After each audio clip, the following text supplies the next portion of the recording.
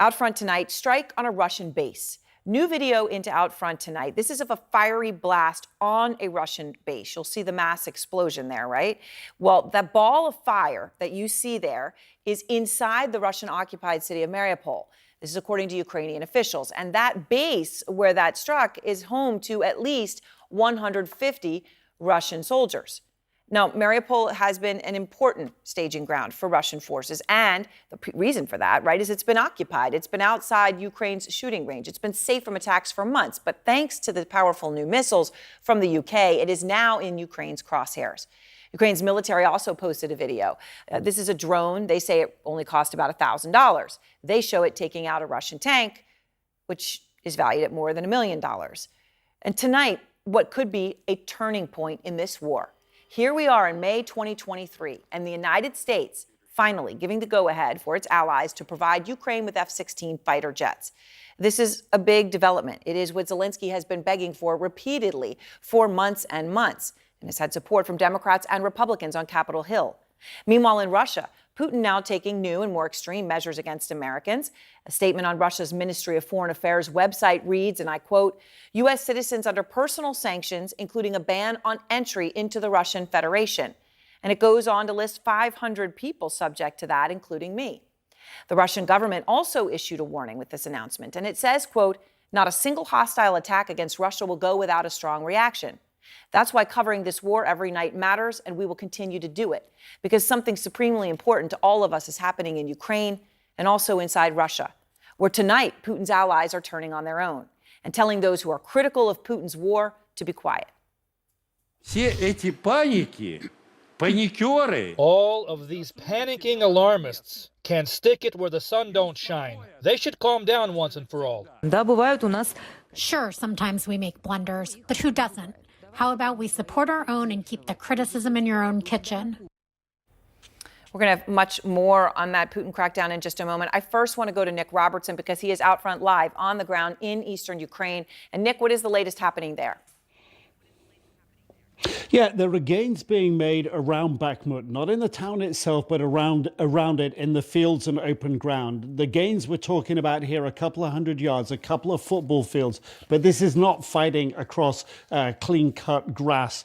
This is fighting across trenches, and the Russians are falling back, but they're falling back into trenches. This is ground that's been fought over so many times. There is just trench after trench after trench. The going is tough. The going is hard. We've been to some of the villages about 20 miles from the front line. Life there is also hard and tough. 20 miles from the Bakhmut front line, a house erased from this tiny village. Its fate sealed by a random Russian rocket 3 days ago. Luckily, no one in at the time. Next door, Elena and Serhiy salvaging what they can. Also, luckily, not at home. They'd evacuated hundreds of miles away to Kyiv last year, but even there they don't feel safe. They bomb us there too, Serhiy says. The night before coming here, we didn't sleep. 6 missiles were shot down over us. Both want to come back to the village, but flinch at a bang. But was that rocket? Both say yes. Olena adding, I just hope they're not coming here.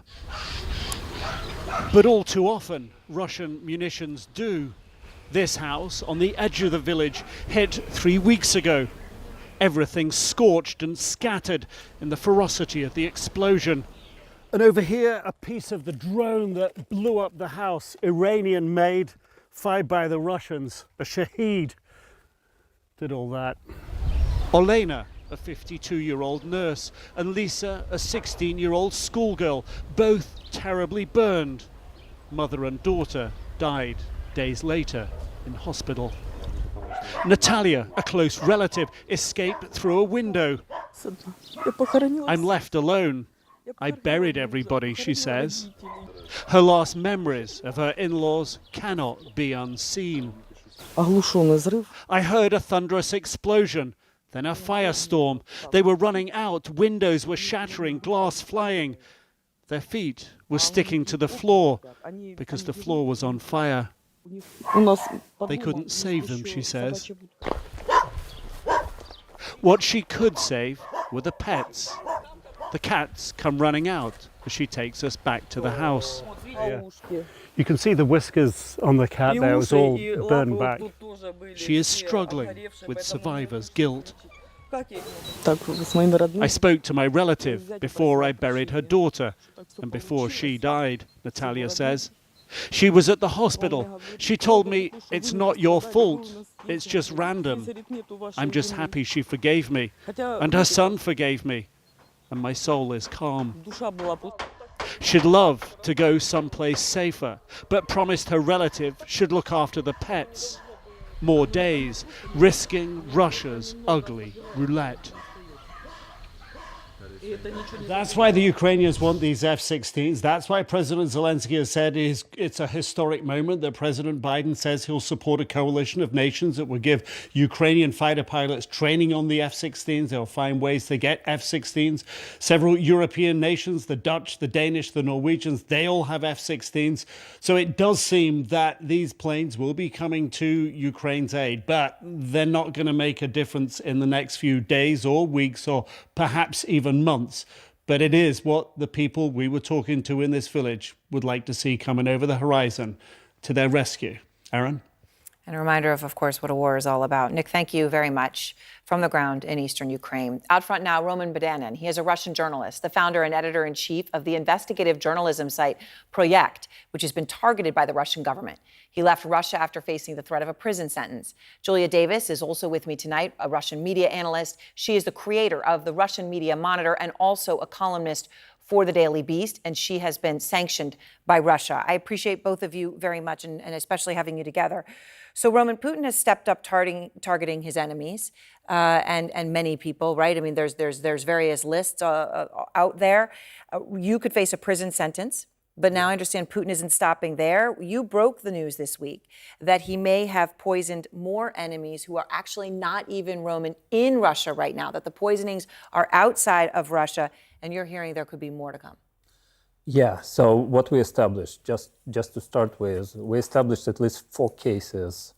At least 3 of them happened in Europe of the presumable poisonings or break-ins into the apartment of, let's say, prominent critics of the Putin regimes. So in their view, I mean, in view of the Kremlin, they all are legitimate targets. I really believe that it's just the beginning of a bigger story, which is unfolding right now, because it's the right moment for the Kremlin to go for the people who are ready to flee country, to flee Russia, and to leak the secrets they kept so far. Right, so they're very worried about them. I mean, you've referred to this, I know, as some sort of an elimination list, essentially, and in fact, you may be on it. Well, it looks reasonable. It looks reasonable. Well, I mean, so we have a lot of security protocols, but we are not 100% safe traveling to Europe back and forth between the US and Europe. So it's always a challenge, it's always a threat, and of course it makes me nervous, it makes my family nervous, it makes my teammates nervous, so. And that's the chilling effect of it. I mean, it's terrible and terrifying. And Julia, when we talk about the elimination list, obviously, that Roman's mentioning, that new sanctions list that I'm on, and the names span the gamut. They've got the former President Barack Obama now on it, late night comic Stephen Colbert, Jimmy Kimmel are also on it. What is the purpose of this for Putin? Is it specific to inside Russia, to people, the audience there? Not only the way we're watching them, Erin, they're watching what we do as well. So ending up on this list is a recognition that our opposition to Putin's genocidal invasion of Ukraine is considered significant enough to be noted and included on that list. So high praise indeed. Of course, it's also designed for a domestic audience to make it look like they're doing something, even though it's largely symbolic. And I very much doubt that any of the people on this list were planning to travel to Russia anyway.